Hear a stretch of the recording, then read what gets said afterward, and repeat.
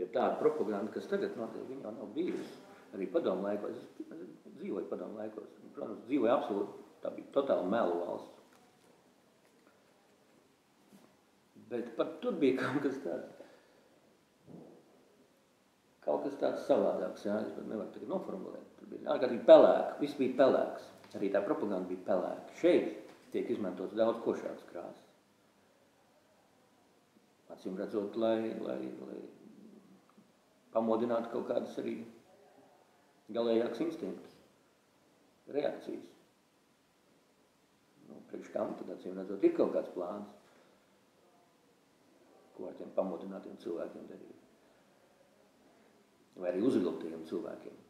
Ir uzvilkti cilvēki un ir pamodināti cilvēki. Jā. Kāda ir tā atšķirība? Es domāju, tie, kas tur pavelkās uz to propagandu, ir tie uzvilktie, es tagad vienkārši uz vietas izgudroju tādu apzīmējumu, ir tie, kas redz, ka kaut kas draud, tiem būtu jāpamostās.